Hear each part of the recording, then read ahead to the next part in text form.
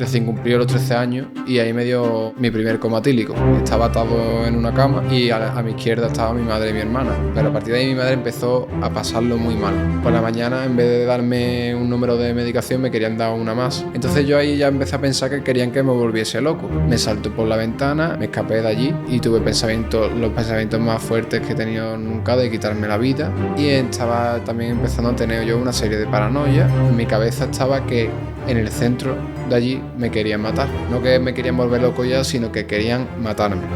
Wow. Las paranoias te las crees 100% lo que estás pensando. Entonces yo creía que me querían matar. Como manía persecutoria, ¿sabes? Sí, como de busca y captura, ¿no? Claro, claro. Di vueltas en círculo, miré para los lados, para ver por dónde me podía tirar, pero recordé una enseñanza que yo tenía desde chico. Ahí continuó el mes de paranoia más grande que yo he tenido, de un montón de ejemplos que te puedo poner.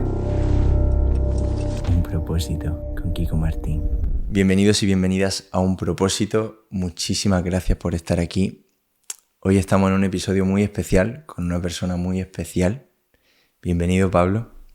Muchas gracias. Gracias por venir, te lo agradezco un montón.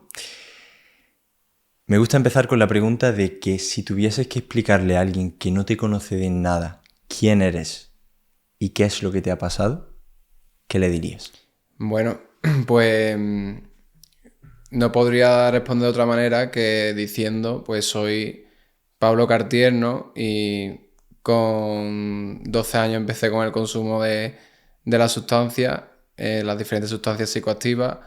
De los 12 a los 16 fue muchísimos desastres de consumo, mi familia desesperada. Con 16 años ingresé en un centro de adicciones y empecé mi tratamiento. Y pues a día de hoy llevo más de 7 años sin consumir. Pues si quieres, tío, vámonos al principio. ¿Cómo empezó todo? Bueno, pues el consumo empezó pues porque muchas personas, yo me juntaba siempre con personas mayores que yo y bueno, pues me empezaron a ofrecer que probara lo primero que fue el alcohol. Me empezaron a ofrecer.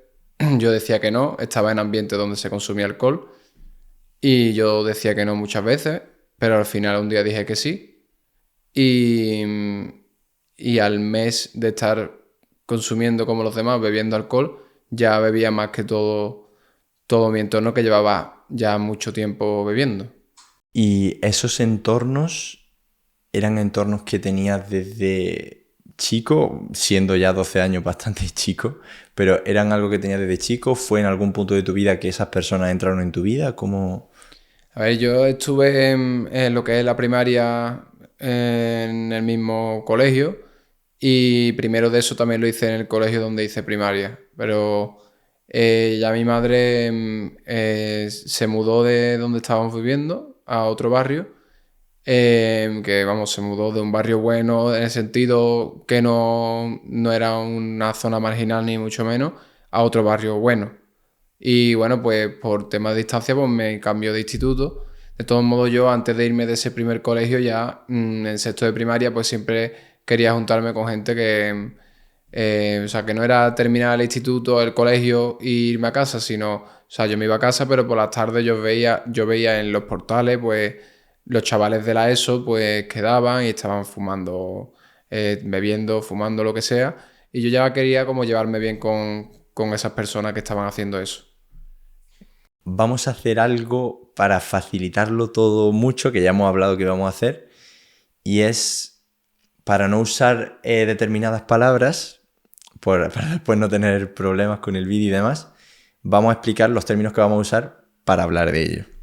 Sí, me parece súper bien porque también para personas que estén en recuperación, que puedan ver este vídeo, pues está muy bien para no estimularles tampoco, ¿vale?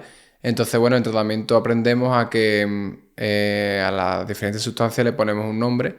Al alcohol le llamamos tóxico líquido, a los porros le llamamos tóxico fumado y a la cocaína tóxico nariz, ¿vale? Genial. Entonces nos vamos a referir así a lo largo del episodio por evitar líos con el vídeo y con todo. Entonces, me has dicho que tu consumo empezó a los 12 años. Bueno, el alcohol realmente sí lo podríamos decir, ¿no? con el tóxico bebido, Sí, y que al mes ya bebías más que mucha gente que llevaba más tiempo bebiendo, ¿no? sí. ¿Cómo fue progresando eso? Bueno, pues también yo me diagnosticaron antes de esto TDAH, que en algunos casos puede ser déficit de atención, en otros hiperactividad, en otros impulsividad. En mi caso eran los tres, era déficit de atención, hiperactividad e impulsividad. Y entonces me daban una medicación para eso, ¿no? ¿Qué pasa? Que esa medicación no se podía mezclar con el tóxico líquido. Me lo decían por activa y por pasiva. Entonces yo al principio, también por eso decía que no a beber tóxico líquido. Decía que no, decía que no. Ya cuando empecé a decir que sí, yo cuando sabía ese día por la mañana que me daba la medicación, me la daba mi madre, yo sabía que iba a consumir, pues me la escondía debajo de la lengua y la tiraba sin que se diera cuenta. Y ya ese día, pues consumía. ¿Qué pasa? Que el día que yo creía que no iba a consumir porque no había ningún plan y eso, finalmente se cambió un cumpleaños a ese día y entonces consumí tóxico líquido. Ostras. Y eso fue recién cumplido los 13 años y ahí me dio mi primer coma etílico. Con 13 años recién Wow. cumplido. Recién cumplidos. Qué barbaridad. ¿Y hospital, supongo? Sí, allí, bueno, ya estaban los teléfonos de los móviles smartphone de huellas dactilares, pudieron llamar a mi madre y yo, vamos, yo perdí el conocimiento. O sea, yo lo único que recuerdo de ese día es que cuando yo me estaba echando el tercer vaso de tóxico líquido, mm, las demás personas se estaban echando el primero, ¿sabes? Estaban empezando a echarse el primero. Yo ya iba por el tercero. Y eso es lo que recuerdo, de ahí hasta ya levantarme, ser ya consciente en el hospital, estaba atado en una cama y a mi izquierda estaba mi madre y mi hermana, que yo tenía muchas heridas porque resulta que había venido la policía, me habían cogido compañeros, o sea, conocidos de consumo, me habían cogido para como escapar de la policía, o sea, y se cayó este chaval y pues yo también, pues yo no podía ni andar ya en ese momento. Y fue por mezclar lo que es la medicación del TDAH, que las personas pueden buscar de qué está compuesto, y con el tóxico líquido. ¿Vale? Y en lugar de ponerse a ayudarte para que vengan los servicios de emergencia y todo, te cogieron e intentaron huir Eso es. con un coma etílico. Hmm. Qué barbaridad. Sí. Y eso, pues me desperté ahí con mi madre y con mi hermana y tenía muchas heridas yo en mi cuerpo, de que me había caído y estaba tirado en el suelo. Y bueno, lo normal hubiera sido cogerle respeto a lo que es el tóxico, pero en menos de una semana ya estaba otra vez yo consumiendo. ¿Y seguías teniendo cuidado con no mezclar? Acostumbré a mi cuerpo a que podía mezclar y no pasaba nada. Wow. O sea, no pasaba nada. El subidón y el efecto era mucho mayor, pero yo acostumbré ya a mi cuerpo a... o sea, al principio, después de esto, mi pensamiento era no beber más, ¿vale? Ese era mi pensamiento. Porque estaba con heridas, estaba al día siguiente vomitando un montón y bueno, mi pensamiento era no beber más, pero ni una semana duré que al final volví a beber. Pero sí que ahí hacía lo de no tomarme la medicación, pero al final me pasó más veces lo de que al final ya, como el consumo era diario, ¿vale? Pues ya hice a mi cuerpo a tomarse la medicación y que no pasara nada. Y otra cosa que no te he preguntado es que en muchas ocasiones las personas adictas con esta enfermedad suelen verse desencadenadas, obviamente, porque después hay muchísimos factores, pero uno de los factores suele ser su infancia, o suelen ser carencia afectiva, o soledad, o algo que se suma junto a otras cosas para acabar. ¿En tu caso fue así? Sí, en mi caso fue así también. Yo no he tenido una infancia en la que he recibido maltrato infantil ni nada por el estilo, ¿vale? Pero sí que he notado la ausencia tanto de mi padre como de mi madre, porque mis padres se separaron 2 meses antes de yo nacer y pues mi padre se fue a otra ciudad y mi madre seguía conmigo, con mi hermana y eso, pero trabajando, también en un momento complicado de su vida. Y entonces, pues yo el recuerdo, si tú me preguntas cuál es tu primer recuerdo de la infancia, es el tratar de no quedarme, o sea, de levantarme prontísimo para ver a mi madre antes de irse por la mañana y por las noches intentar no quedarme dormido para verla llegar. ¿Qué Y dices? ese es el recuerdo que yo tengo, mi primer recuerdo de la infancia, que aunque yo sé que esto lo va a ver mi madre y ya contaremos un poco cómo es la relación ahora y lo va a ver mi padre también, pero esa es mi realidad. Al final ese es mi primer recuerdo y, y al final pues siempre he estado con personas que me han cuidado y eso. Desde chico a mí no me ha faltado nunca de nada, ¿vale? Nada de comida ni ningún... Mis necesidades siempre han estado cubiertas, pero es verdad que ese es el recuerdo que tengo de la infancia. Entonces se dice que esta enfermedad, que está reconocida por la Organización Mundial de la Salud, uno como que por muchísimos factores va como acumulando, digamos, papeletas para que como empiece a consumir, desarrolle la enfermedad. Entonces, desde chico suele ser que uno pues ya va adquiriendo todas esas papeletas. Porque a todo esto has mencionado que tienes una hermana. ¿Tienes más hermanos? Sí, somos 4 hermanos. Yo soy el más chico de 4 hermanos. Vale. ¿Y son muy mayores, son mucho más mayores que tú o no lleváis tanta edad? Sí, o sea, somos los 4 hermanos de la misma madre, pero dos son de un padre y otros dos de otro. Vale, ¿Vale? Entonces tenemos mis hermanos mayores, que me saca mi hermano mayor 20 años. ya ves. Después mi hermana mayor, que también me saca 18 años así, que esos son de diferente padre que el mío. Sí. Y después mi hermana, que tiene 3 años así más que yo, y yo, que somos del mismo padre y de misma madre.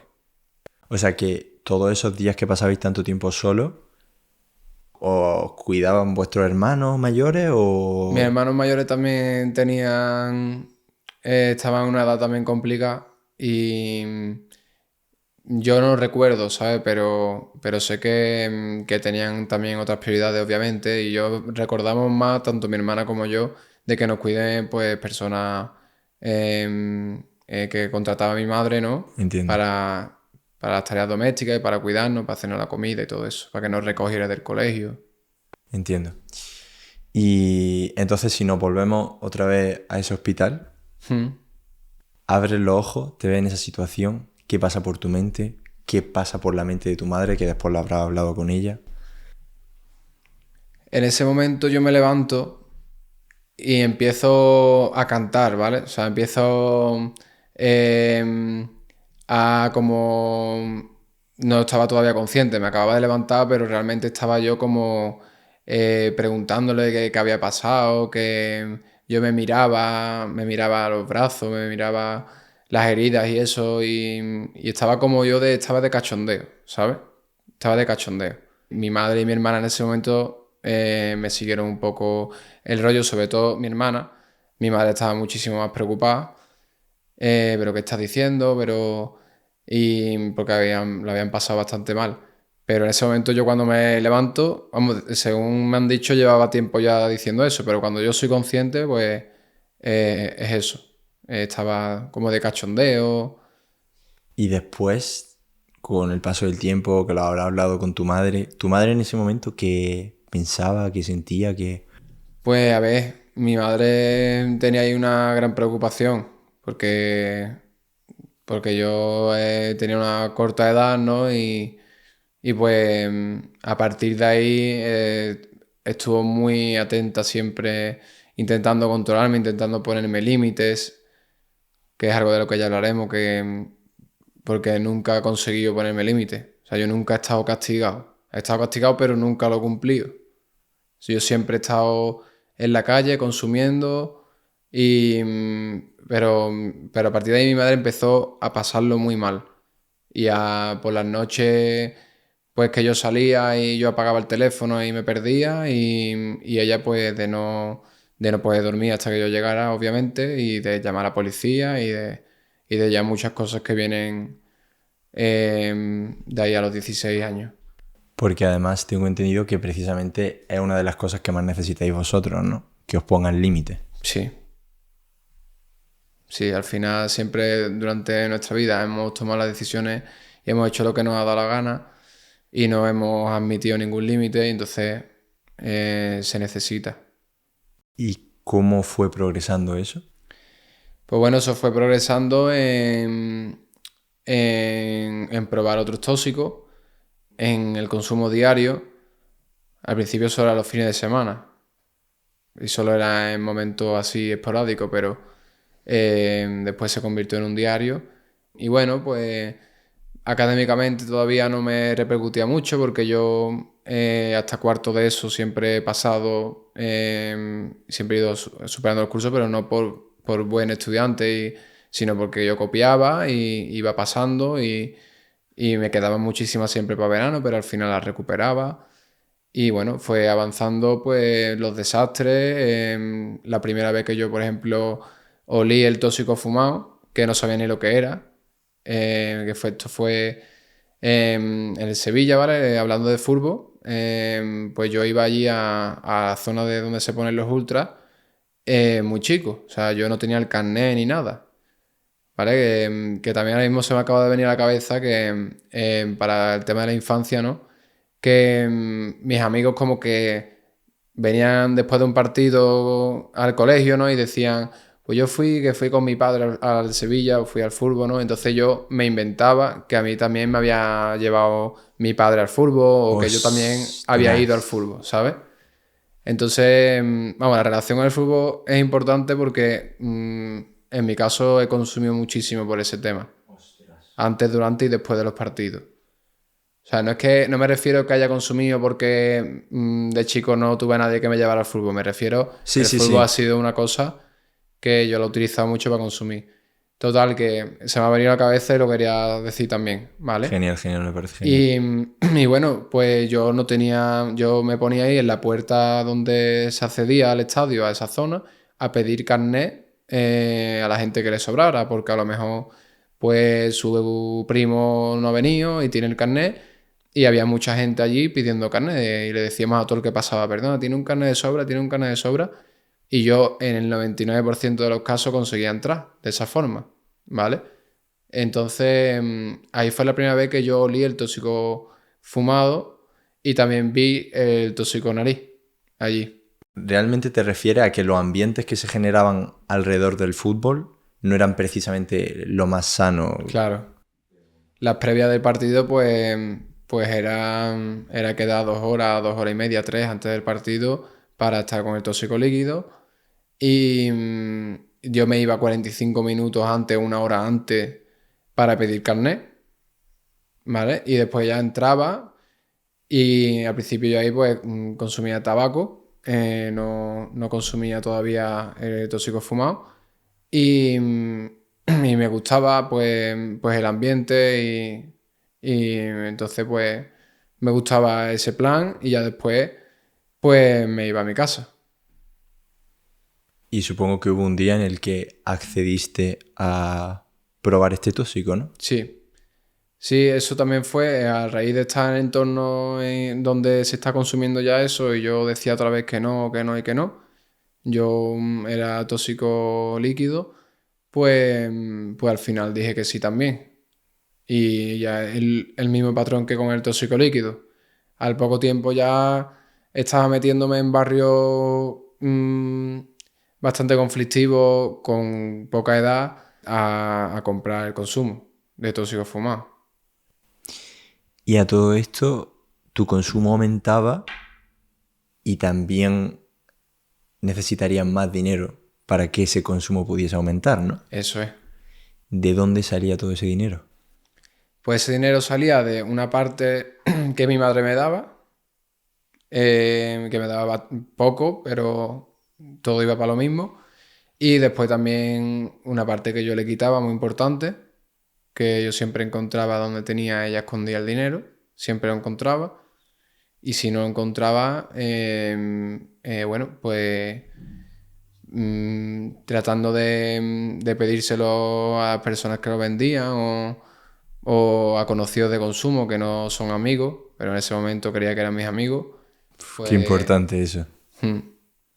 a los conocidos de consumo, pues cuando uno no tenía... A ver, es que después con el tiempo te das cuenta de que éramos unos egoístas y cuando tú no tenías tóxico, estabas a merced de lo que ellos te dieran. Solamente querías verlo y estar con ellos para que te dieran. Que después si tú tenías a lo mejor ni quedabas con ellos ni nada también para no tener que dar, ¿sabes? Era consumir lo máximo posible. También he estado robando en grandes tiendas de ropa y eso. Que eso fue realmente una conducta que yo solamente tuve 2 días, ¿vale? Que bueno, en 2 días robé como ropa valorada en 500 euros y entonces la gente del barrio me empezó a decir como que les robase una camiseta en concreto o una cosa en concreto y ellos me pagaban como la mitad de lo que costaba y ya ahí dejé de hacerlo. Dejé de hacerlo. Fueron solo 2 días, creo recordar o lo más importante fueron 2 días que estuve teniendo esa conducta, pero fue por el pensamiento de como yo no me podía permitir una sudadera de 70 euros, pues esto como va a costar 70 euros. Yo no tengo acceso a esto, pues me justificaba y pues la acababa robando. Que también tengo entendido que es un patrón mental que soléis repetir mucho, ¿no?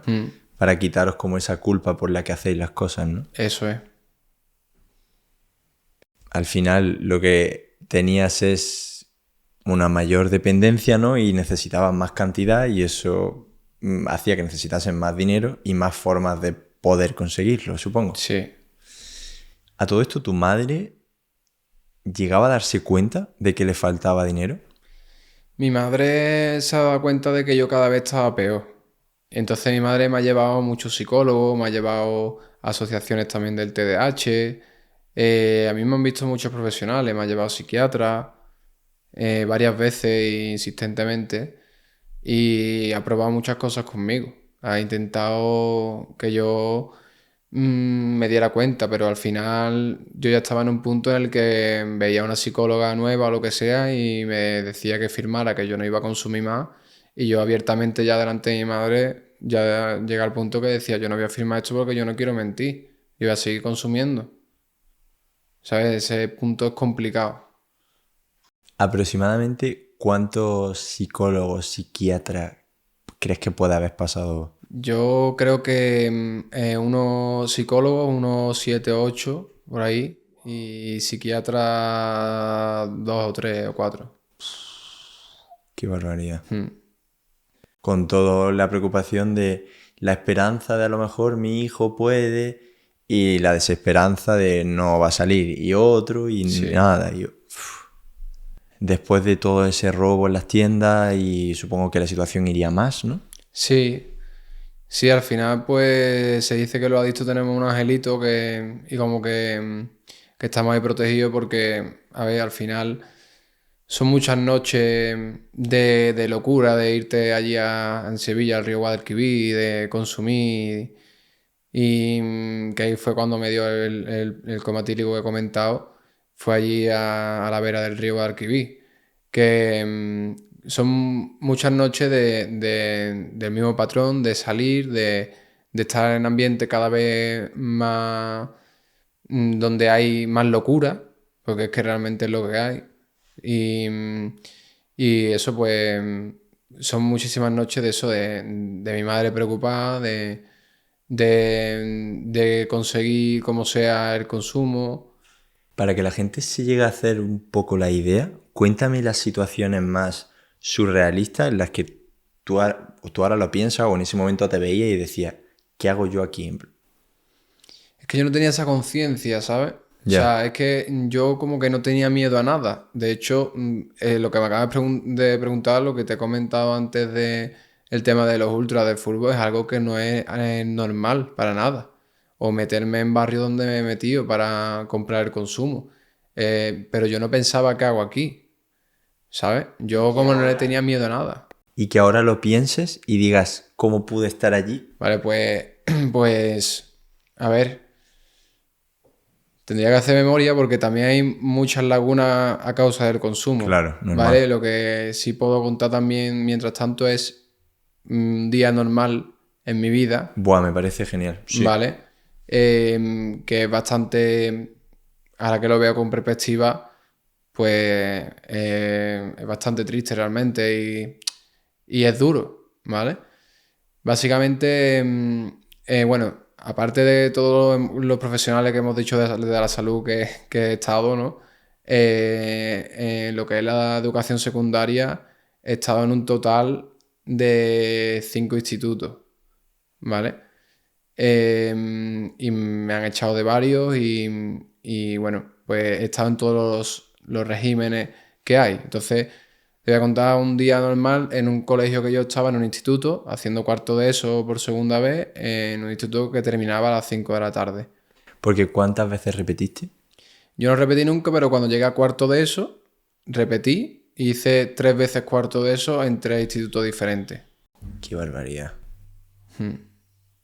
Y también pues eso, me echaban bueno, todos los días o casi todos de la clase me echaban, pero al final acaban mandando una carta a mi madre en colegios privados donde se paga, estamos hablando de entre 500, 800, 900 euros al mes por el instituto, de mandar una carta a mi madre de que no podía continuar al año siguiente allí o que me tenían que echar en mitad del curso. Entonces, bueno, el día a día mío era, básicamente, mi madre trabajaba en el banco, ¿vale? Y entraba a las 8 de la mañana. Y entonces, pues, me levantaba a mí ella por la mañana y me dejaba ya en la puerta, ya abajo de que ya estaba yo vestido para ir al instituto, ¿vale? Entonces ella se iba a su puesto de trabajo, yo me quedaba en el parque, ya ahí empezaba mi primer consumo a las 8 de la mañana o así. Y entonces volví a casa cuando ya sabía que mi madre ya estaba en su puesto de trabajo. Y me quedaba todo el día, toda la mañana en mi casa jugando a la Play, consumiendo, jugando a la Play. Cuando me quedaba sin consumo, bajaba. A la hora de conseguir dinero al final, pues también era pedírselo a la gente y yo se lo devolvía cuando le podía quitar a mi madre algo. Y al final siempre se encontraba, siempre se conseguía.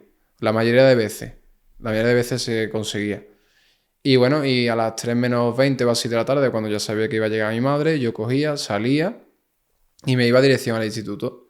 Que como era hasta las 5 de la tarde, pues me iba para allá, pero me bajaba una parada antes del metro, donde hay un barrio en Sevilla, pues donde venden consumo, compraba más porque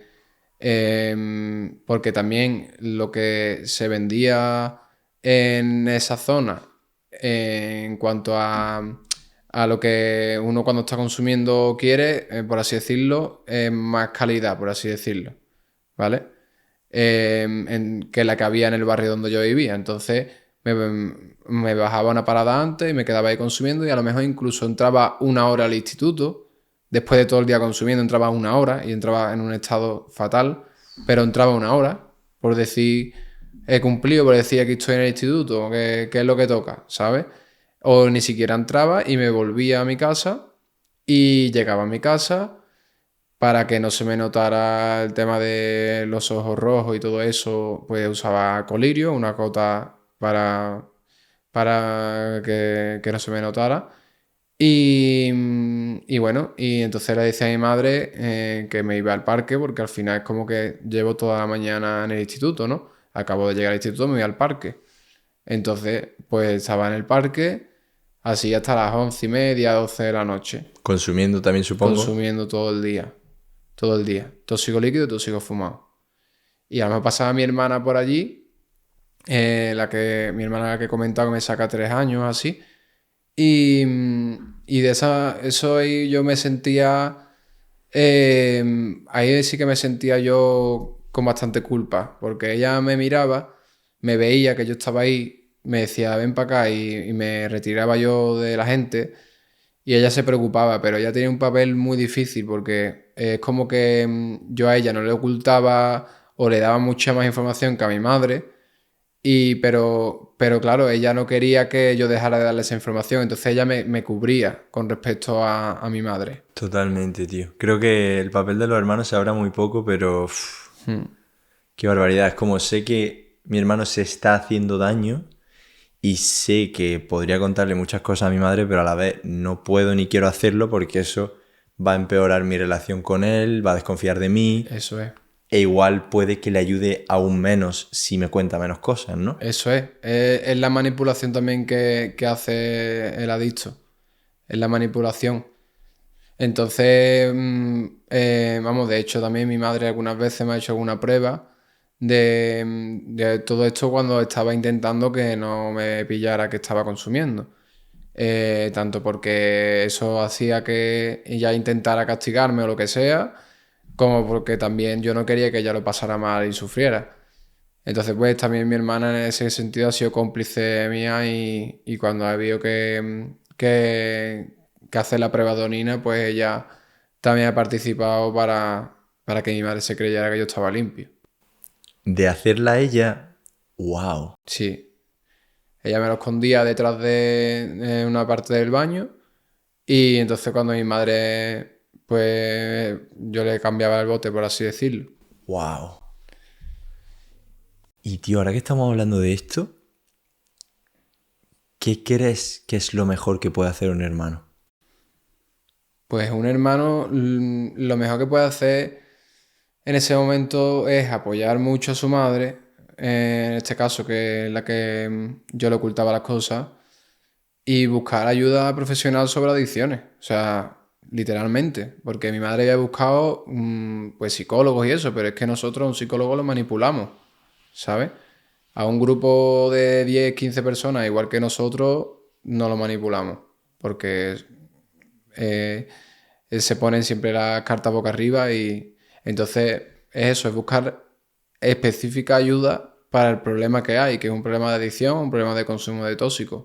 Además, supongo que es mucho mejor realmente que un terapeuta en adicciones haya sido adicto, supongo, ¿no? Sí, suele ser así. Porque todas las jugarretas, las mentiras y las cosas ya se las ven de lejos, supongo, ¿no? Sí, sí, es muchísimo más sencillo que lo hayas pasado porque ya vas con la desconfianza a tope de cuando uno está en el consumo y sabe cómo se mueve. ¿Llegó algún momento en el que todo colapsó o tu madre ya no podía más? ¿O cómo fue? Sí, a ver, esto era un día a día que era una lucha de mi madre constante, una preocupación, ¿no? Y bueno, pues nosotros mismos también, los chavales, los conocidos de consumo que estábamos consumiendo en el barrio, lo decíamos entre nosotros de tenemos que reducir el consumo, tenemos que dejar de consumir, este fin de semana solamente vamos a consumir tóxico líquido. ¿En serio? Vamos a comprar menos cantidades en vez de tanta cantidad. Y entre nosotros lo decíamos. Nosotros estábamos viendo que teníamos un problema. Ah, ¿ya os dabais cuenta? Sí, sí, sí, ya llega un momento que sí. Y que a lo mejor uno aparecía el lunes, que yo ya no consumo más. Y, y la mayoría de las veces al final sí acababa consumiendo, pero ya teníamos ese intento de dejarlo, pero era imposible. Ya. Era imposible porque para dejarlo tienes que no puedes esperar dejarlo siguiendo la vida totalmente normal. Y nosotros nos quitaba el tóxico y no sabemos qué hacer en la calle y ni en nuestra vida. O sea, a mí me quita el tóxico y en ese momento y no sé qué hacer. No sé vivir sin eso. No sabía. Claro. Entonces, bueno, pues mi madre siguió buscando ayuda y bueno, pues estaba ya bastante quemada y me empieza a decir que vamos a ir a ver a una persona, al igual que todos los psicólogos que he ido antes y eso, pues me empieza a decir que vamos a ver a una persona y yo estaba en ese momento consumiendo. Y puse a mi madre en el altavoz con mis conocidos de consumo y mi madre me decía, Pablo, que el hombre este del que te he hablado, ¿cuándo podemos ir? ¿Te viene bien que vayamos mañana lunes? Y yo, no, mañana no, así como yo de cachondeo. El martes, me decía mi madre, el martes, y yo decía, no, tampoco. Y me dice, el miércoles puede, no sé qué. Vamos, que yo no tenía nada que hacer, que yo era consumir todos los días, ¿vale? Pero bueno, estaba así con el cachondeo y le dije, venga, sí, el miércoles, no sé qué, el miércoles vamos a verlo. Y pues el miércoles consumí también, fue un 13 de junio de 2018 y fue cuando conocí al director del centro a donde me llevó mi madre. Yo creía que iba a hablar con él una hora y me iba para mi casa y pues me pidió que me quedara allí con él ingresado. ¿Y qué edad estamos hablando que tenía? Yo tenía 16 años y 16 años y medio, porque fue en junio, 16 años y medio. Y el último año había sido un desastre. Antes de esto que estaba comentando, que lo intentábamos dejar, hubo una vez que me dio un pequeño clic, porque un profesor de esto que yo he contado que iba a lo mejor una hora al instituto o ni eso, pues una vez me cogió un profesor de allí y me dijo, oye Pablo, ¿tú por qué consumes? ¿Vale? Y yo le dije, yo consumo porque no le hago daño a nadie. Y me dice, no, te haces daño a ti y a la gente que te quiere. ¿Vale? Me dijo eso. Entonces ahí me dio un clic. Digo, bueno, a mí me da igual hacerme daño yo mismo, pero a la gente que me quiere no quiero hacerle daño. ¿Vale? Entonces ahí traté de dejar de consumir. Pero claro, yo en mi cabeza creía que el problema era el tóxico fumado. ¿Vale? Pero entonces lo que hice fue dejar el tóxico fumado y estar consumiendo tóxico líquido en más cantidades que nunca, ¿vale? Que es intercambiar una cosa por otra y estar a tope con el tóxico líquido. Y me lleva a lo mejor así 15, 20 días, que fue todo un logro que yo me decía en mi cabeza que había dejado de consumir tóxico fumado, pero al final no había dejado de consumir nada porque al final el tóxico líquido es otra sustancia psicoactiva. ¿Vale? Entonces, finalmente volví con el tóxico fumado. Cuando dices mucho, yo creo que al final es una palabra que es muy interpretable. Habrá gente que pensará una cosa, habrá que pensará otra. Pero yo creo que cuando dices mucho te refieres a mucho, mucho, mucho. Aproximadamente un día medianamente normal, ¿cuánto podías llegar a consumir? Pues un día normal podía llegar a consumir de tóxico líquido. Estamos hablando de días de entre semanas normales en donde lo que consumíamos era tóxico líquido de baja graduación, ¿vale? Estamos hablando de entre 5 y 7 litronas. 5 y 7 litros. ¿Tú solo? Yo solo a lo mejor 5 litros, sí. ¡Qué barbaridad! Y después de tóxico fumado estamos hablando de lo máximo que se pudiera y estamos hablando de diariamente unos 10, 12 tóxicos fumados. Entre semanas. Después ¡Qué barbaridad! Después del fin de semana nosotros nos hacíamos unos tóxicos fumados que eran como 20, ¿sabes? O sea, y de diferentes formas y una locura, pero que eso es el final. Yo quiero dejar muy claro que no hay que estar en este punto para pedir ayuda, Total. ¿vale? Porque bueno, cada uno en el punto que esté, si al final está generando un problema en diferentes ámbitos de su vida, va a acabar así y va a continuar, porque ahora contaremos, ¿no? Yo ya no continué, en este caso yo no probé el tóxico nariz, porque yo ya estaba en ambiente de tóxico nariz, yo ya estaba como siempre diciendo que no, que no, que no, y por estadística ya me tocaba decir que sí. Ya ese verano que fue cuando que yo entré en junio, posiblemente es muy probable que yo ya hubiera dado ese paso, ¿no? Y que al final, obviamente no hay que llegar a esa situación porque lo ideal es intentar evitar el mayor tóxico posible y el menor sufrimiento posible, es decir, que consuman lo menos posible y que sufran lo menos posible. Y además es que tú no llegas a ese punto tan extremo de un día al otro. Tú estuviste en ese punto más tranquilo o más inofensivo o al que la gente le da muy poca importancia porque dice, bueno, es solo uno, dos, es solo...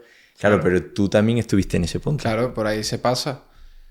Por ahí se pasa, pero todo va aumentando, todos los problemas cada vez son más.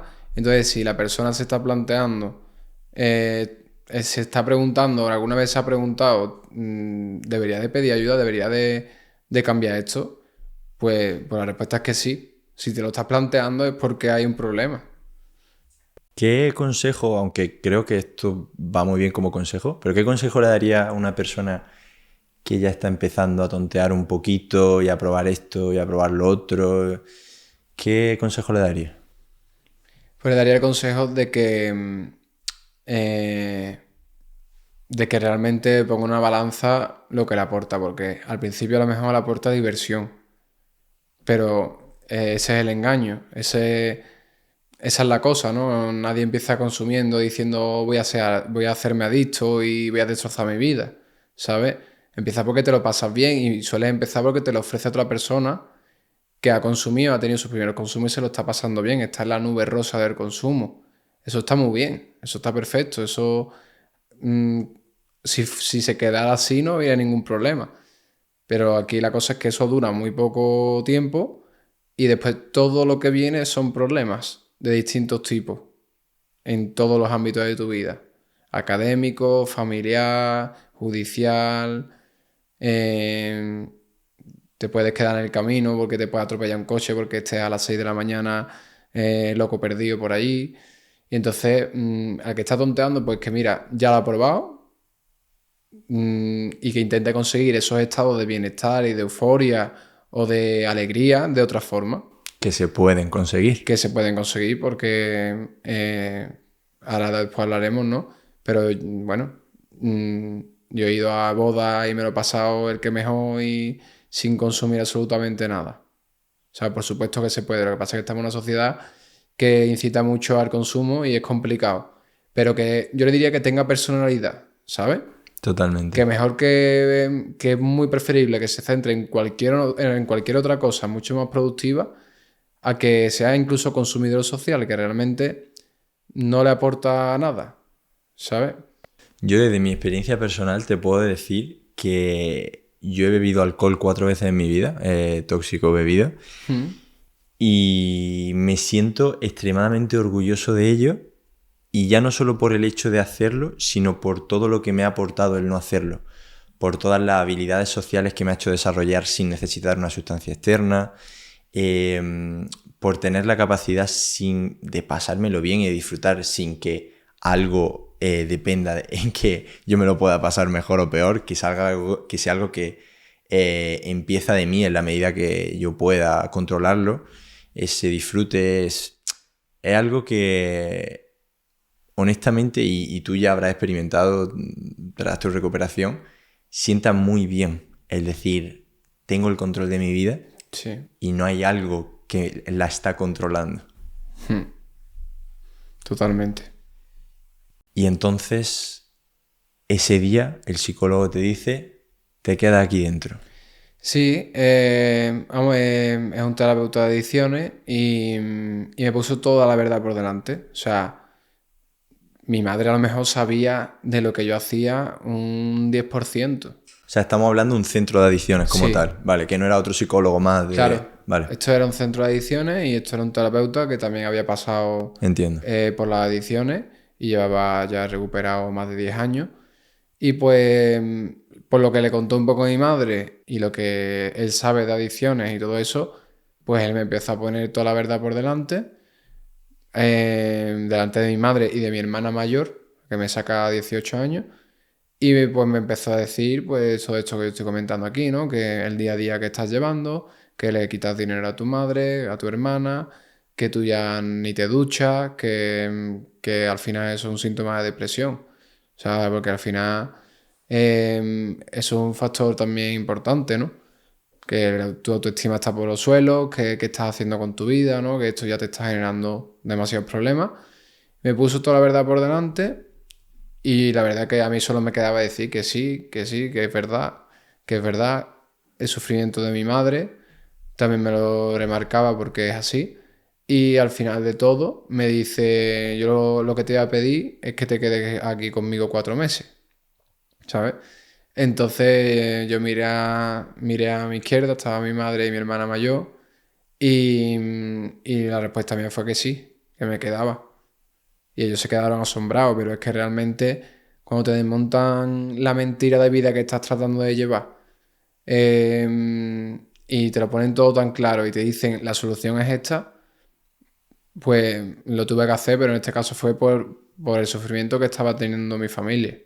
No lo hice por mí porque yo de autoestima la tenía por los suelos.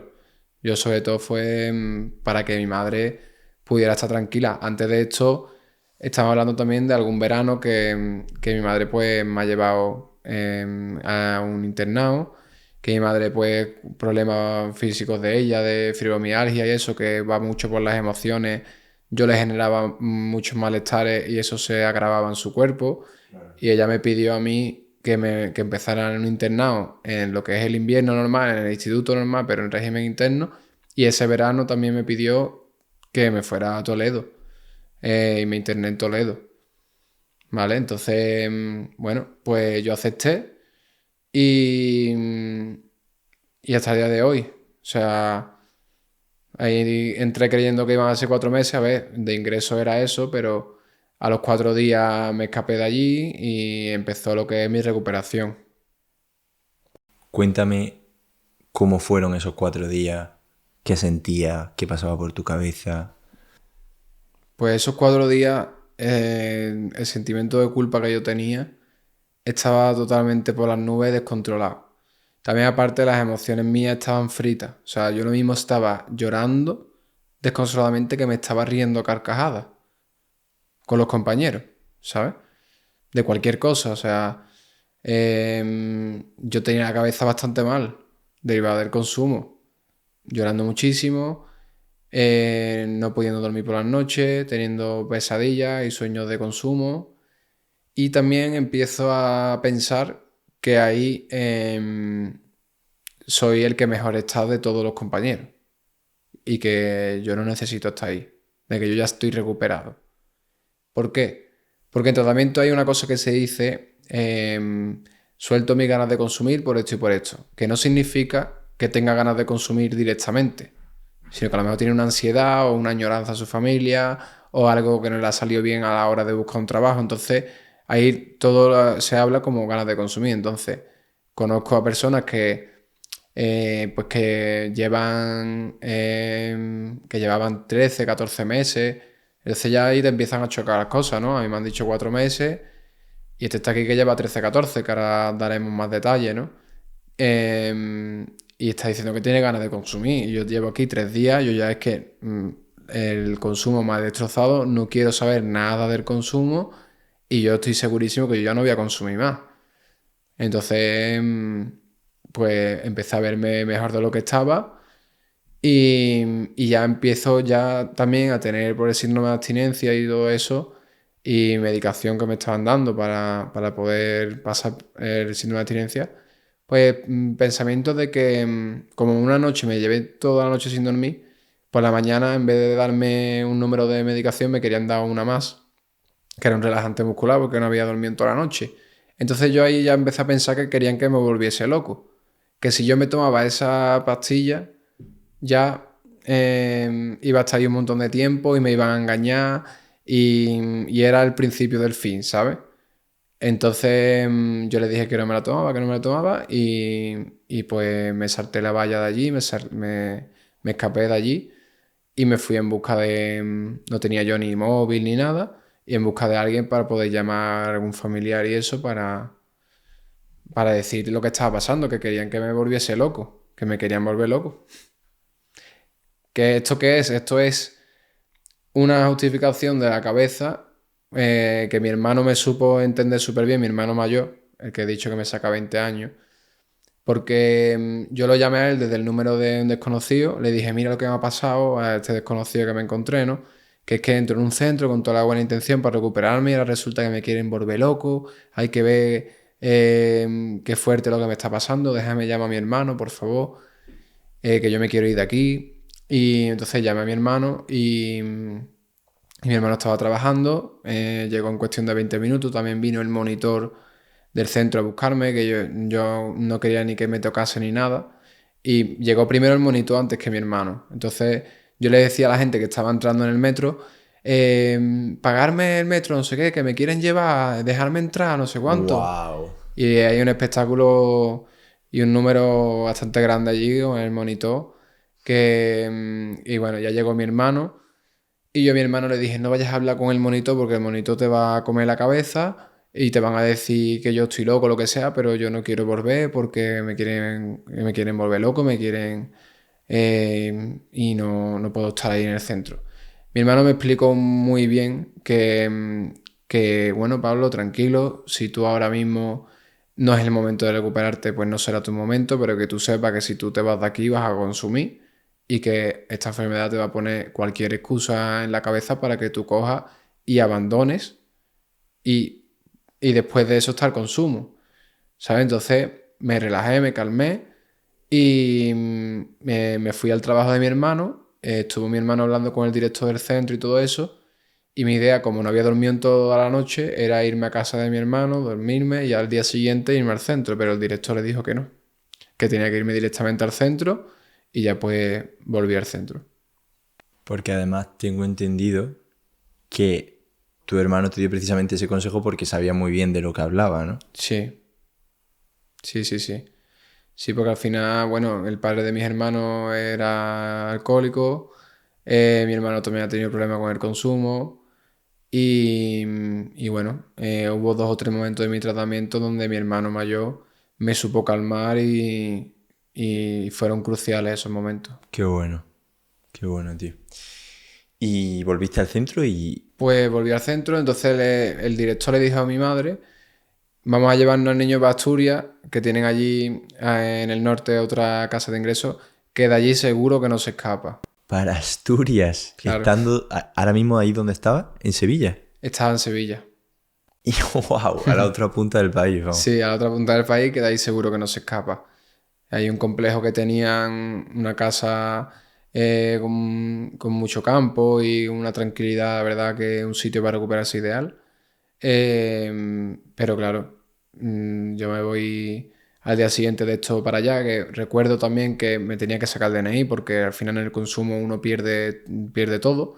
Yo recuerdo que cuando yo estaba en el consumo, en un año a lo mejor tenía 6 7 8 móviles diferentes porque o los rompía, o los vendía o se me perdían. Ostras. Y siempre tenía eso, no cuidaba las cosas. El DNI lo tenía perdido también. Entonces fui con la monitora, con Isma, la monitora, que de aquí le mando también un saludo, a sacarme el DNI. Es una anécdota que ella me cuenta mucho, ¿no? Que ella también es adicta recuperada, que estaba haciendo sus veces de monitora. Y entonces pues me tenía que llevar para renovar el DNI. Y pues que yo a lo mejor en mitad del camino le decía, oye, Isma, si a mí me entran ganas de tirarme por la puerta, tirarme para afuera del coche, ¿qué hago? ¿Sabes? Y pues ya empezaron pensamientos también de quitarme la vida. Entonces esa anécdota siempre la recuerdo con ella, que me tranquilizó un montón de bien, me dio unas pautas, unas respiraciones para comunicar las cosas, me entretuvo con la música, entre una cosa y otra, al final, que si hay que parar, fumarse un cigarro, nos paramos las veces que hagan falta, me dio una tranquilidad que al final pues llegamos, renovamos el DNI y volvimos para atrás. Y al día siguiente me fui para el norte. Qué importante es, tío, que te ayude alguien que sabe por lo que estás pasando, tío. Mucho, lo que hemos hablado antes. Sí, Por eso creo que son tan positivas las asociaciones, en este caso la gente que ayuda a personas para que no pasen por lo que ellos han pasado o para que superen o para que aprendan a vivir con lo que ellos han pasado. Me parece algo extremadamente sano, tío. Y llegas a Asturias. llego a Asturias, a Oviedo, y bueno, pues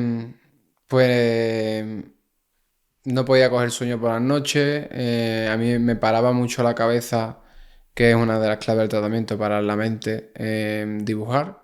dibujar, en este caso, mandala, de colorear, o sea, no dibujar desde cero, sino colorear. Y pues por la noche pues, me ponía a hacer eso porque me paraba la cabeza, pero no me podía dormir.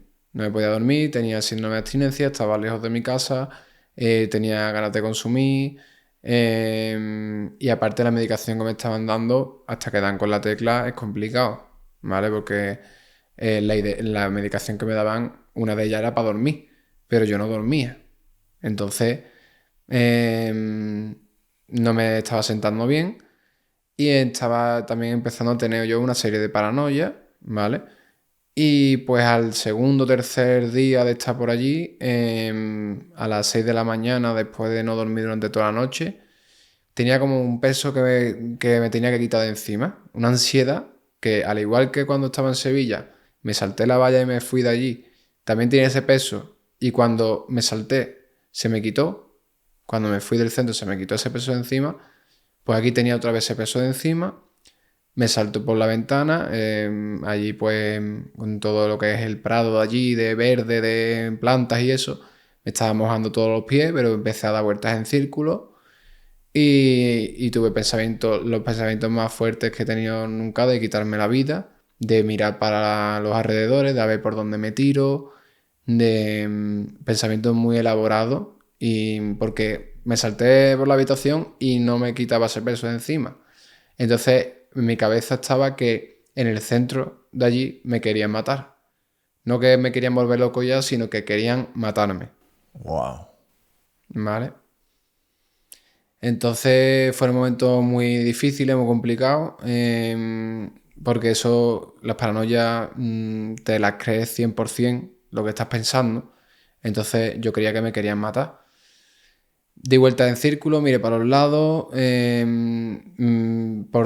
ver por dónde me podía tirar, pero recordé una enseñanza que yo tenía desde chico, que yo pues he tenido una formación cristiana en este caso, y pues a mí me han enseñado y mi fe me dice que si me mato, ¿vale? Pues voy al infierno. Si yo me quito la vida, voy al infierno. Me agarré a eso. Ostras. Me agarré a eso para no hacerlo. Porque lo más fácil, de verdad te lo digo, de hacer en ese momento, y si yo no hubiera pensado eso, a lo mejor me hubiera agarrado a otra cosa, no lo sé. Pero lo más fácil era actuar. Porque tenía un peso encima muy grande y un sufrimiento muy fuerte. Entonces me agarré a eso, a mi formación cristiana, que yo 2 años antes de entrar en el centro, cuando peor estaba con el consumo, me distancié también del Señor, pero una vez que entré, pues también poco a poco sí estuve con el Señor, y lo retomé, pero eso me agarré a eso y mi cabeza directamente, una vez superado eso, me vendía que me tenía que ir para Sevilla porque allí me querían matar, o sea, el pensamiento seguía estando de que me querían matar. ¿Vale? Entonces me fui andando para la civilización porque eso estaba como en un sitio un poco más perdido y me fui pues mirando para atrás a ver si me iban a venir algún monitor o el director del centro a atropellarme con el coche y lo que pensaba. Wow. Es que, tío, cuando lo has explicado, creo que es muy guay pararse un poco para que la gente pueda llegar a entenderlo.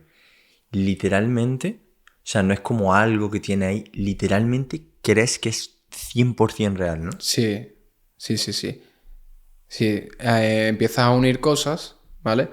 Empiezas a unir que 3 días antes fui en coche para allá, desde Sevilla hasta Oviedo, pues bastante rápido, ¿vale?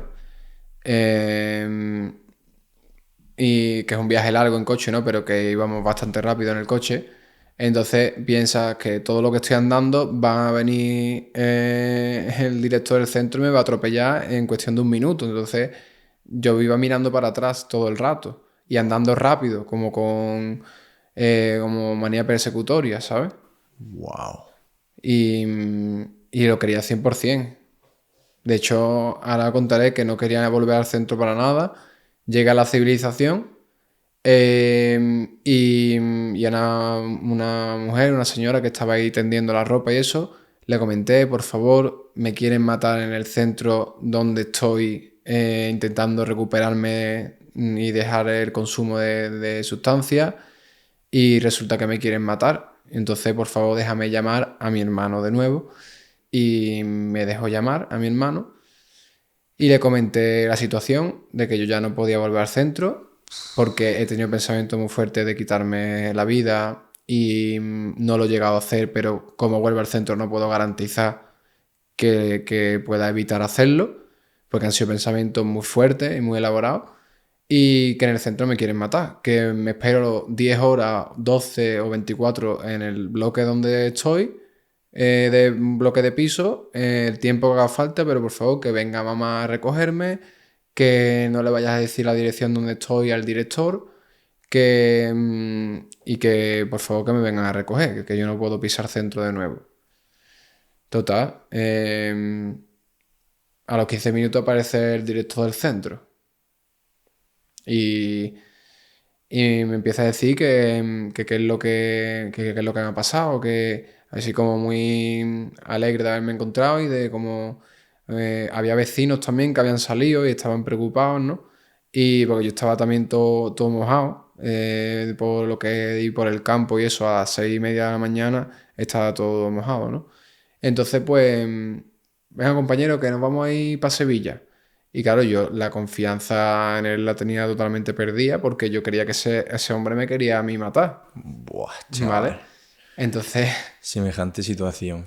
Y también, ¿qué hace él? Pues la gente mirando la situación claro, tan... eso es, Qué locura, chaval. eso es. Y entonces, claro, ten en cuenta que le dije a mi hermano que no lo dijera bajo ningún concepto la dirección donde estoy, porque a mí me daba algo como apareciera ese hombre por allí por el bloque. Yo me fui al tercer piso o así y me quedé ahí en las escaleras esperando y yo ya ahí pensaba esperarme 15 horas hasta que viniera alguien a recogerme. Pero no pretendía moverme. Empezaron a salir algunos vecinos. ¿Qué te pasa? ¿Qué te pasa? Yo ya en mis paranoia empecé a pensar que había salido en la tele o algo así. ¿Sabes? Que alguien que a lo mejor por el centro estaba contando con la prensa, yo qué sé. Sí, como de busca y captura, ¿no? Claro, claro. Wow. Y entonces, pues, cuando resulta que, ya lo hablé eso con mi hermano, que mi hermano le dio la dirección al director del centro, la dirección donde yo estaba, a cambio de que me trajera ese mismo día para Sevilla, ¿vale? Entonces, pues, lo que estaba diciendo el director de ir para Sevilla era realidad, pero yo no me lo creía, yo le decía, déjame hablar con mi madre. Hablé con mi madre, Pablo, ¿qué pasa, cariño? No sé qué, que sí, que vas a venir para Sevilla. Y digo, ¿pero de verdad para Sevilla, Sevilla? Sí, Pablo, que vas a venir. Total. Que entonces había que ir a la casa de ingreso de allí de Asturias, coger mis cosas y ir para Sevilla. Pero me negué a eso. El director vino con un monitor y yo le dije, hacedlo como queráis, pero yo no vuelvo a pisar centro. ¿Sabes? Entonces, recoge ustedes las cosas y me recogéis aquí, nos vamos para Sevilla o lo que sea, pero yo al centro no quiero volver. ¿Por qué Porque creías que te iban a engañar? tenía miedo de que me iban a engañar y íbamos para el centro.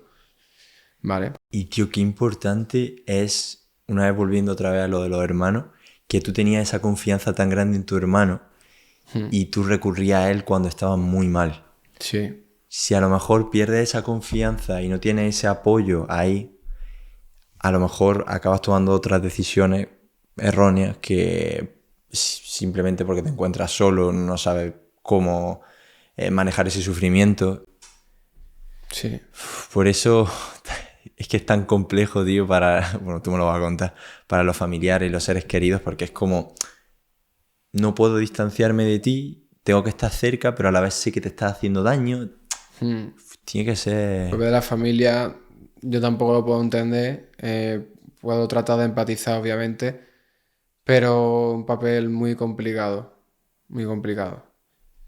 Bueno, y de hecho tú a día de hoy lo estás viendo en tu día a día, ¿no? Sí, Porque, si no me equivoco, a día de hoy eres terapeuta en adicciones, ¿no? sí, Y tienes tu propio centro. eso es. Y si tú no puedes empatizar con las familias, pues yo todavía menos. Porque tú además lo has vivido y lo has visto en tu familia. Y si aún así me dices que... Sí, yo puedo comprender al 100% el papel de la primera persona del adicto que lo está sufriendo, pero los daños colaterales que hace esta enfermedad a los familiares, trato de empatizar, pero seguro que es mucho más duro de lo que yo puedo llegar a imaginar.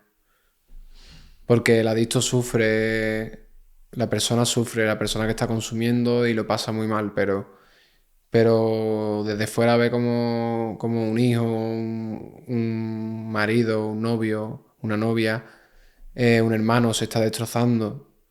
Eso, eso debe de ser muy duro porque la impotencia de no poder hacer nada o pensar que no puedes hacer nada, ¿no? Es algo, un papel muy difícil, muy difícil. Me lo puedo ni imaginar, tío. No me lo puedo ni imaginar. ¿Y vuelves a Sevilla? Sí, vuelvo a Sevilla, de todos modos fueron a por mis cosas, me quedé yo con el monitor, que también le mando un saludo aquí, Manuel, me quedo con el monitor mientras el director está yendo al centro por mis cosas, y de todos modos, aunque yo me monto en el coche y todo eso y nos vamos a ir para Sevilla, hasta pasada una hora o así, yo todavía tenía miedo de que me estuvieran engañando y nos fuéramos para Sevilla. Pero sí, estábamos yendo para Sevilla, ya llegamos allí. Y ya pues no me dejaron ingresar porque al final me había escapado de Sevilla, me había escapado de Asturias. Entonces pues me dijeron como que estuviera en mi casa yendo a terapias ambulatorias, ¿vale? Y pues ahí continuó el mes de paranoia más grande que yo he tenido, de un montón de ejemplos que te puedo poner, y de todos los ejemplos que te ponga, es pensándolo al 100% que eran así, ¿vale? Lo que tú quieras, tío. Pues desde pensar que había cámaras en mi casa, ¿vale? Que todo el mundo en su móvil podía pinchar mi casa y podía ver el salón, el cuarto de baño, menos la terraza, no sé por qué, que yo cuando quería hablar con mi madre o con mi hermana, pues le decía vamos a la terraza porque aquí en el salón nos van a escuchar. Ostras. Eso es una de las cosas del día a día. Después cuando yo tenía 16 años y yo iba con mi madre de la mano por la calle como si tuviera 8, ¿vale?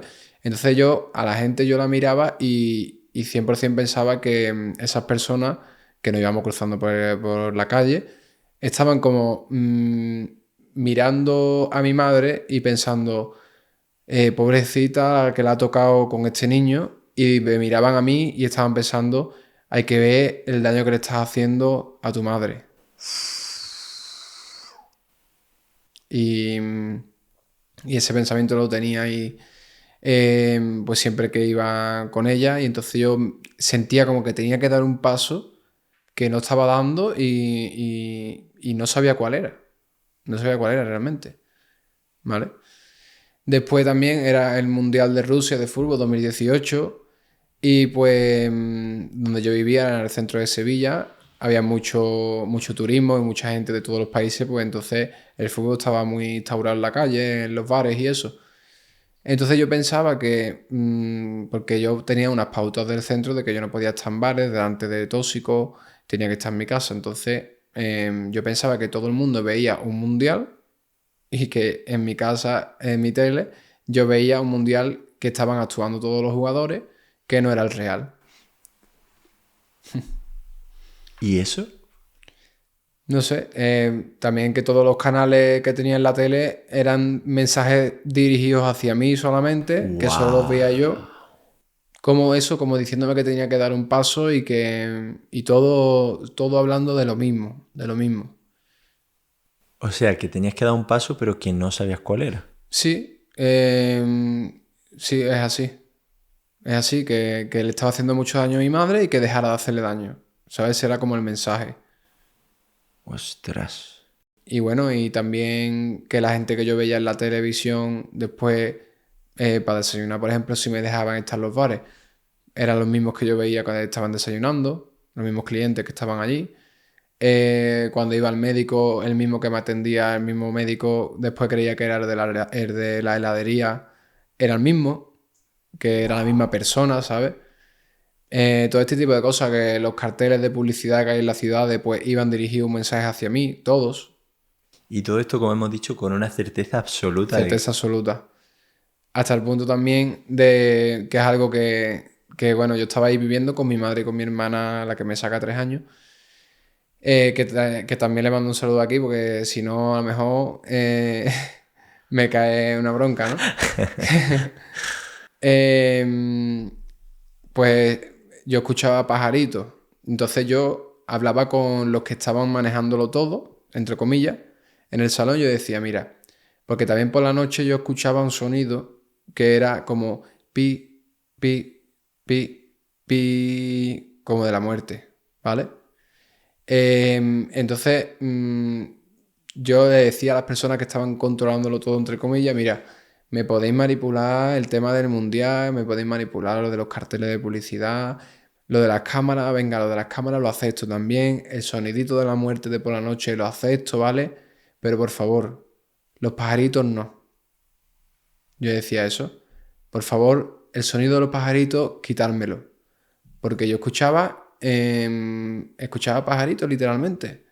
Escuchaba como, pero no 5 o 10 pájaros, escuchaba como un sonido de muchos pájaros constantemente, de vez en cuando durante el día empezaba a escucharlo y solo estaba escuchando yo, ¿sabes? Ostras. Y lo escuchaba de verdad y era agobiante. Entonces yo le decía que por favor los pajaritos no. Y a todo esto, en ese momento, estabas con medicación, ¿no? Sí, Vale. estaba con una medicación que me hizo un efecto secundario que se juntó con el síndrome de abstinencia del consumo y pues que fue una bomba de paranoia, y de perder la cabeza y de también de que a nivel organismo, físicamente, pues me costaba ir al baño para orinar simplemente, o sea, se me estaban paralizando eh, algunas partes del cuerpo que nos dijo el urólogo, por ejemplo, que estuve a punto de quedarme con una diálisis para toda la vida. ¿Qué dices? Mm. ¡Wow! Aquí hay dos cosas, bueno, hay muchísimas cosas sorprendentes, pero primero el poder de la mente, cómo puede generar cosas que no existen y creértelas como tal. Y segundo, la conexión tan profunda entre la mente y el cuerpo, que por algo mental te estuviese provocando un bloqueo a nivel físico y todos estos episodios en que desencadenan. Todo esto desencadena en que, bueno, pues eso, muchas paranoias. Creía que también la medicación me la querían meter como en el tabaco también, que el tabaco yo fumaba era diferente al que fumaba el resto de las personas, que me querían meter la medicación en el agua, en cualquier lado. Y entonces, pues mi madre identificó qué está pasando aquí con esta medicación, ¿no? Entonces pensó en cómo ir reduciendo esa medicación, en hablarlo con el psiquiatra y eso, y fue quitar una de las medicaciones que tenía y fue empezar a encontrarme muchísimo mejor y ya pues estar mucho más en lo que es la superficie, en la tierra. Entonces, pues ya ahí empezó, digamos, ya ahí se acabaron las paranoias, que fue como un mes más o menos. Otra paranoia más que se me viene a la mente era que yo tenía un perro y un gato y yo pensaba que el perro quería actuar como si fuese un gato y el gato como si fuese un perro. ¿Sabes? Otra de las cosas. Es que ahora lo piensas y suena coña, pero en Sí, el momento para ti tenía que ser... sobre todo para mi familia. En ese momento también nosotros, con mi hermana y eso, a veces nos reíamos y otras veces tenían miedo. O sea, O sea, tú se las comunicabas a tu familia sí, y... sí. Ostras. Sí, yo, por ejemplo, una vez a las 2 de la mañana entré en la habitación de mi hermana y dije, ¿dónde están las cámaras? Que ya estoy harto, estoy cansado, no sé qué, ¿dónde están las cámaras? Porque ella cuidaba perritos lactantes de acogida y después para que lo adoptaran. Ajá. Y entonces ella tenía una cámara para el perro, para los perros. Entonces yo sabía que en el cuarto de mi hermana había cámara. Entonces yo entré directamente ahí. ¿Tú qué tienes ahí las cámaras? ¿Dónde están las demás cámaras? No sé qué, que estoy harto ya que me controlen, que me vea todo el mundo. O sea, yo pensaba que no tenía intimidad, que no, que Madre estaba mía. vigilado las 24 horas.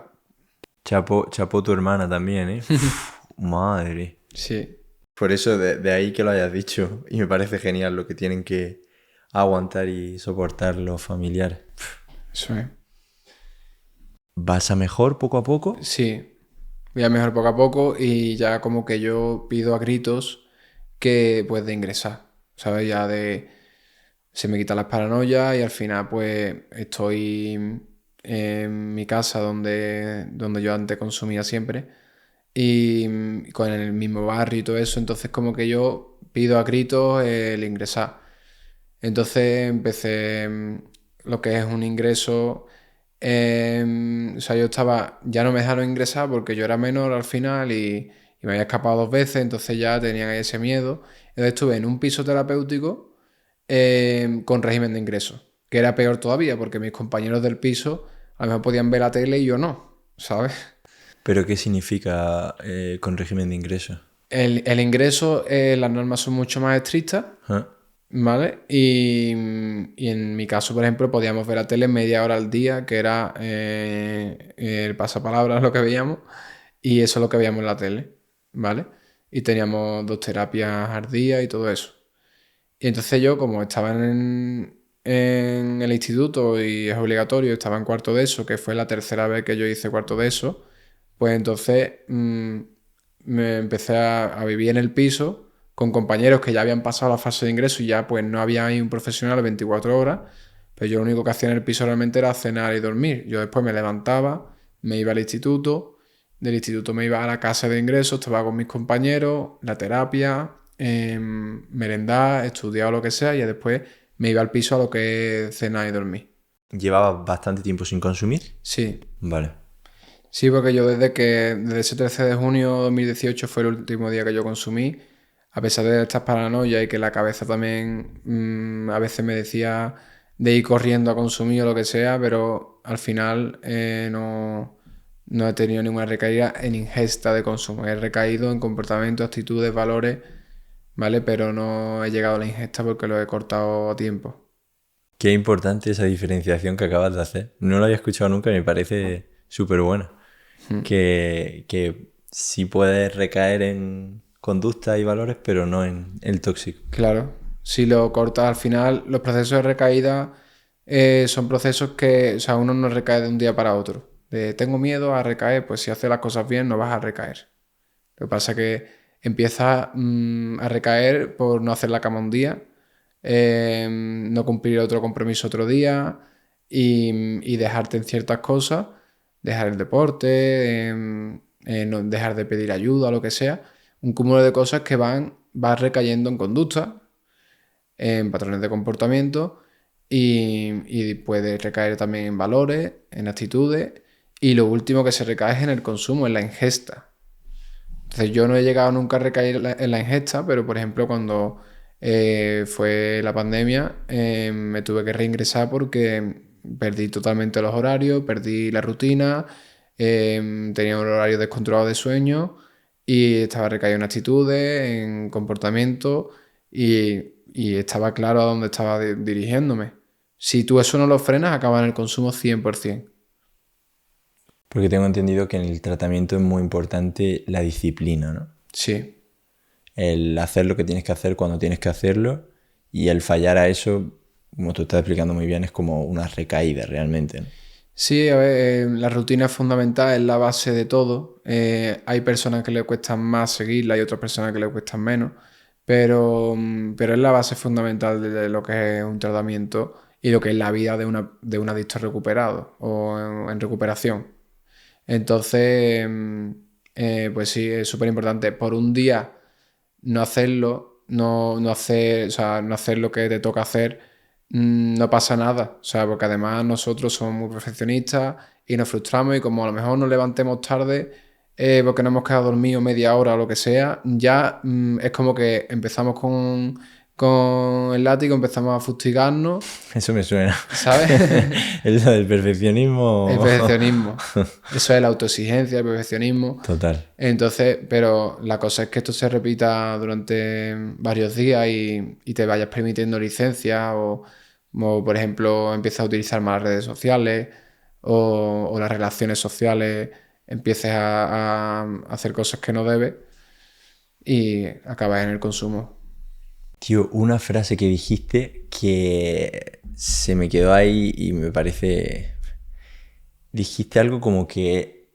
No sé si es que te lo dijeron a ti, pero como que el 80% de las personas deberían de tener un tratamiento así, consuman o no consuman. Sí. Sí, esa frase me la dijo un monitor, que fue este que conté antes del episodio que tuve, al principio del tratamiento, en el metro y eso. Eso, ese mismo día se lo dijo a mi hermano, Que yo le dije a mi hermano, no hables con él, que te va a comer la cabeza, pero hablé con él y le tranquilizó mucho y es verdad. Porque aunque no haya consumo de por medio, al final en el tratamiento lo que uno aprende es a comunicarse, a ser asertivo, a mejorar cada día, a tener una organización, una rutina, unos objetivos a corto, medio y largo plazo, una motivación en la vida, el saber pedir ayuda, que eso al final es signo de humildad. Una serie de cosas que aunque no haya consumo ni problemas de por medio, hay muchísima gente que no tiene problemas de consumo y a lo mejor no se sabe posicionar con su jefe, ¿sabes? De aquí no es todo lo que diga el jefe, o sea, dentro de unas cosas, de unos límites, ¿no? Tú tienes que saber poner tus límites en una relación, tanto de pareja como una relación como por ejemplo con tu madre, ¿sabes? Entonces al final es algo que el 80% de las personas lo tendrían que hacer. Qué valioso, tío. ¿Y crees que eres mejor que antes de tu enfermedad? Creo que soy, que tengo muchas más herramientas, que obviamente tengo muchas más capacidades y sobre todo habilidades sociales. Habilidades sociales y de pensar que, sobre todo, de que nada es imposible. O sea, de querer, de proponerme conseguir una cosa y conseguirla, ¿sabes? Porque al final, bueno, es el aprendizaje de vida que por circunstancias he tenido y sobre todo es eso. Creo que obviamente he ganado mucho en lo que es como he podido superar eso hasta el día de hoy, que vamos día a día para adelante, ¿vale? Porque esta enfermedad es crónica. Pues eso, es como que a veces le cuento a mi padre, estoy frustrado por esto, no sé qué, dice, pero vamos, hijo, si has conseguido salir de esto, eso para ti es pan comido, ¿sabes? Entonces, quiera que no, coge fuerza de donde no las hay y te ayuda mucho a seguir para adelante. Es que te digo esto porque escuché otra frase que me gustó mucho, en la que decía algo como que una vez te recuperas es una bendición de enfermedad. Sí. Sí, esta enfermedad es una bendición realmente porque depende de uno para recuperarse. Que durante el consumo y cuando empiezas a recuperarte, todo es echar balones fuera y que no depende de ti, pero eso se dice, pero realmente depende de uno.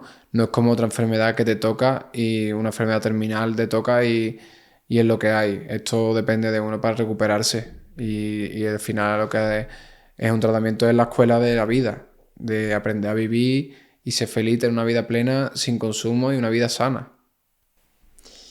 Y Pablo, ¿cuál dirías que ha sido el mayor aprendizaje o el aprendizaje más valioso que has sacado de todo esto?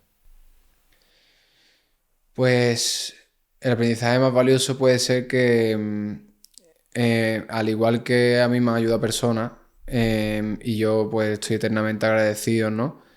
A esa persona que me ayudó también le ayudaron en su momento, ¿sabes? Entonces, ahora como que me toca a mí también ayudar porque, más que nada porque es un seguro de vida. O sea, si yo ayudo a una persona a que se recupere, a que cambie sus hábitos y eso, me estoy ayudando a mí también a seguir bien, porque como acabo de decir antes, esto es una enfermedad crónica.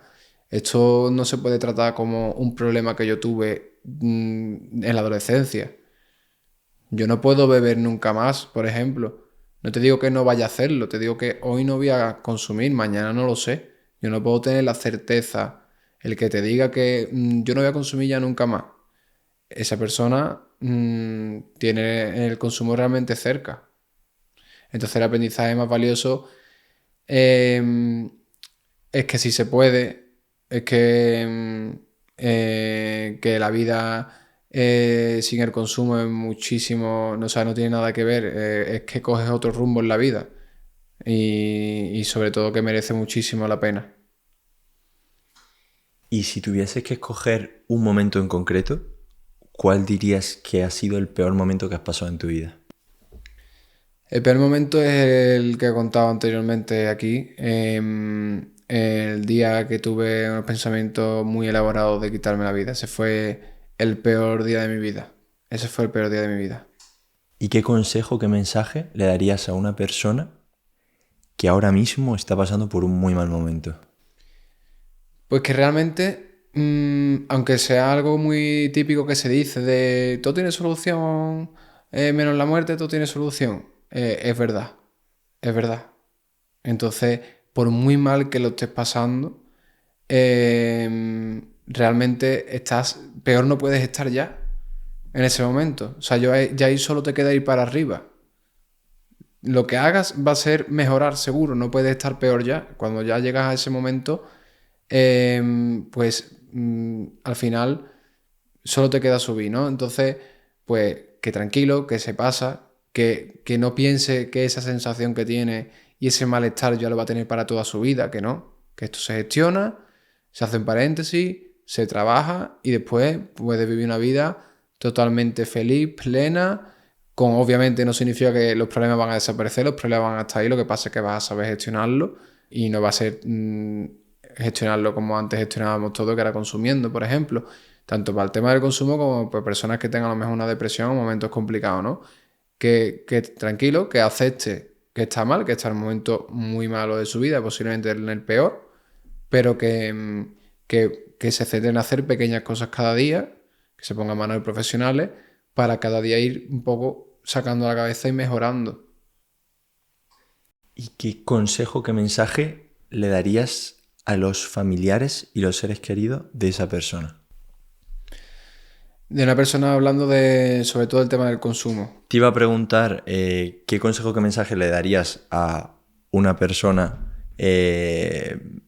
o ya sea en recuperación o metida en las adicciones como tal y todavía no ha empezado a recuperarse, pero como la respuesta que me has dado ha sido también un poco para esa persona, no te lo he preguntado. Vale. Pero ahora, efectivamente, a su familia y seres queridos de una persona en consumo o en recuperación.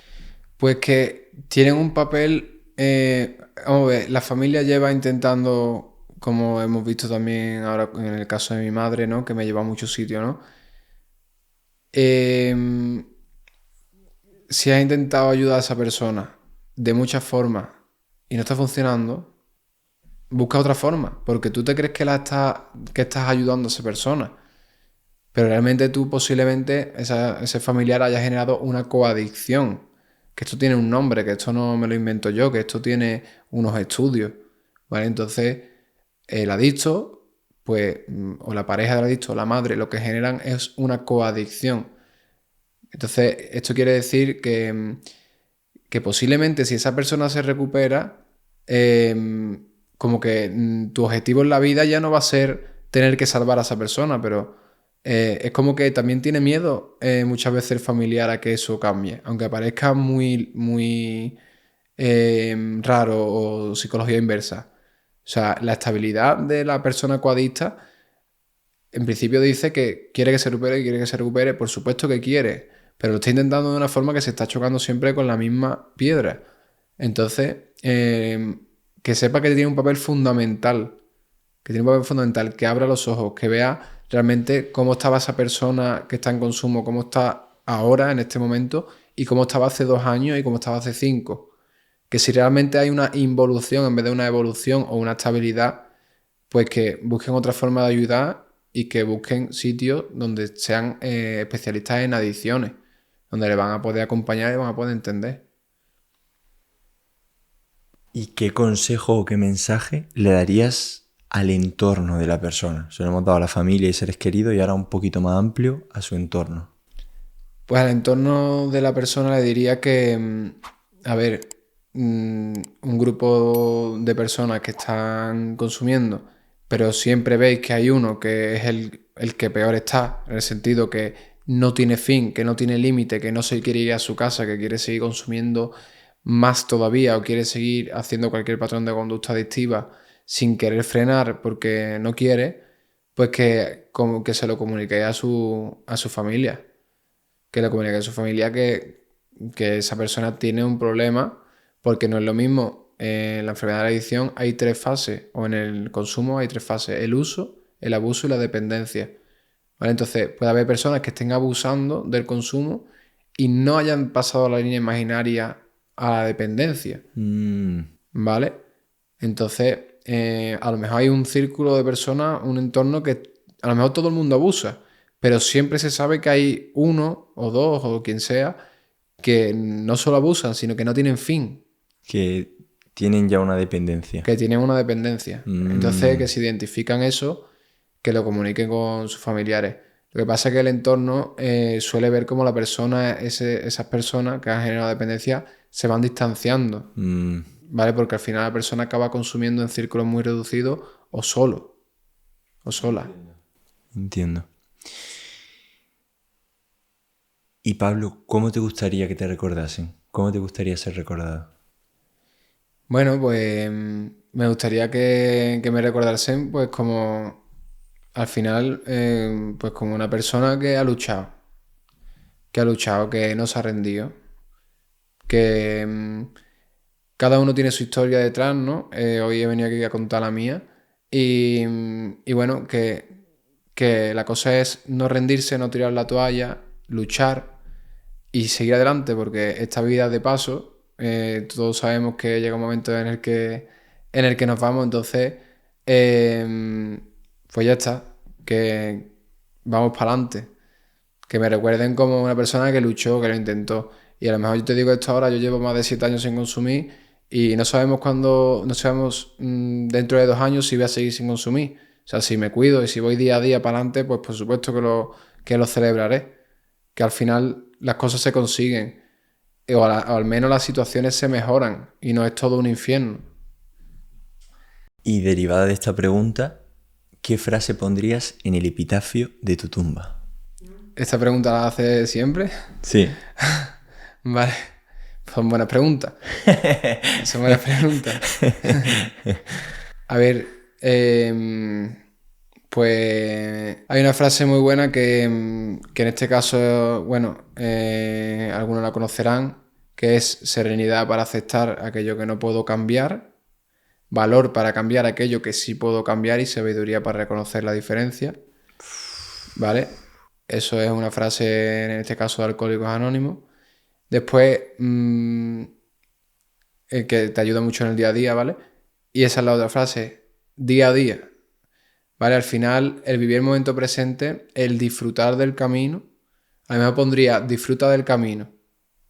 Puede ser que pusiera eso, disfruta del camino, porque al final cuando tenemos un objetivo u otro, cuando lo conseguimos ahora, ¿qué? ¿No? O sea, si por ejemplo, yo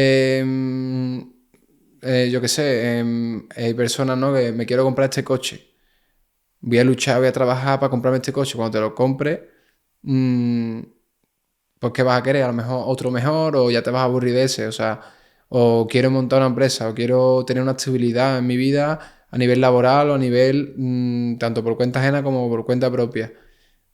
Más te vale disfrutar del camino porque es lo único que tenemos. No sabemos lo que nos va a pasar realmente. No sabemos si mañana vamos hasta aquí, si esta tarde vamos hasta aquí realmente. Entonces, suena muy tópico también, pero cada día dar lo mejor de ti, vivirlo como el último día, la verdad. O sea, todo eso no pondría, ¿vale? Pondría eso, sobre todo, disfruta del camino o día a día o algo así. Pero lo que me refiero es que eso, que al final es lo único que tenemos, el camino. Espectacular, tío. Totalmente. Si pudieses... Esta pregunta la suelo hacer si pudiese encontrarte con tu yo de 20 años. Pero te la voy a cambiar. Si pudieses encontrarte con tu yo de 12 años y darle un consejo o un mensaje, ¿qué le dirías? Le diría yo la verdad que le diría que siga como va. Que siga como va. Yo le diría eso. Porque a día de hoy mi vida es la recuperación. Entonces, sí, de los 12 a los 16 vas a sufrir mucho, vas a hacer a tu familia sufrir mucho. Pero le diría, ten cuidado, no te quedes en el camino, o sea, no te mates por ahí, que te atropelle un coche o cualquier pelea.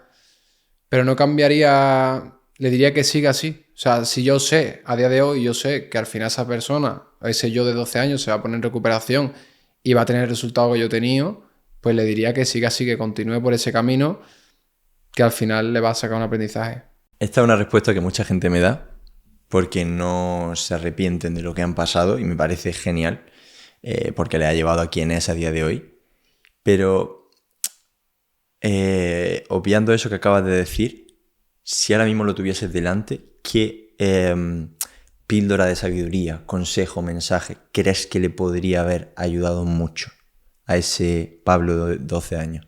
Pues con 12 años, pues decirle, Pablo, te estás destrozando y sobre todo es que estás destrozando a tu madre y a la gente que te quiere. Y la gente se preocupa y le estás haciendo pasarlo muy mal. Y si sigue así vas a hacérselo pasar peor todavía. Y que abriera los ojos en ese sentido. Y Pablo, si pudieses darle un consejo o un mensaje a millones de personas y tuvieses la certeza de que millones de personas te van a escuchar en eso que les vas a decir, ¿qué consejo o qué mensaje les daría? Pues es complicado. Que a ver, que seguro que todas esas millones de personas tienen sus circunstancias a resolver cada día, tienen sus problemas, han tenido su historia detrás, ¿no? Entonces, pues que siempre se puede estar mejor. O sea, que si les puedo ayudar en algo en el sentido que cada uno analicemos en qué punto estamos de nuestra vida, que tengamos unos objetivos claros, porque al final la improvisación sale mal. ¿Sabes? Porque si tú sabes a dónde vas, tú sabes qué camino tienes que coger y si no sabes por dónde tirar, pero sabes el objetivo a dónde quieres llegar. Entonces, si tú no sabes eso, no tienes objetivos en la vida. Entonces, que tengas una motivación, un aliciente en la vida. Porque he descubierto que una de las cosas más importantes es por la mañana levantarte y de verdad tener ganas de echar ese día que vas a echar. Súper importante. Eso es importante porque si no empiezas otra vez los bucles, empiezas cada vez a ponerte peor y las ganas de vivir yo siempre es como que tengo un termómetro, ¿sabes? Y en las ganas de vivir ahora mismo tengo un 10, pero hay momentos donde he tenido un 5, un 4, estando ya sin consumir todo eso. Y he tenido momentos complicados, entonces las ganas de vivir tenemos que tratar que siempre estén al 10 o al 9 o al 8, como muy poco. Pero eso, que se busca una motivación y si está en un momento donde su día a día no le gusta, pues que hagan una acción hoy para estar un poco más cerca hoy de llegar a esa situación que sí le gustaría. Y cada día un poquito. Y el día a día es súper importante. Pues Pablo, ha sido un auténtico placer. Muchísimas gracias. Creo que tu historia va a ayudar y mucho, precisamente por lo que te comentaba antes, al haberte pasado todo siendo tan joven. Creo que es una época en la que se consume muchísimo y acaban metiéndose en el mundo de las adicciones muchísimas personas. Y el hecho de que tú con una edad tan temprana entrase y también te pusieses en recuperación, creo que puede ayudar a muchísima gente joven que pueda escuchar esto. Gracias por compartir cosas tan íntimas y tan vulnerables que muchas veces da cosa compartir porque diga, vaya que vayan a pensar esto de mí o tal, pero precisamente esas cosas son las que a otra gente le ayuda a empatizar y a decir, no estoy solo, hay más gente que ha pasado por lo que yo estoy pasando o por lo que pasé y que te lo agradezco muchísimo, Pablo, muchas gracias. Muchísimas gracias a ti.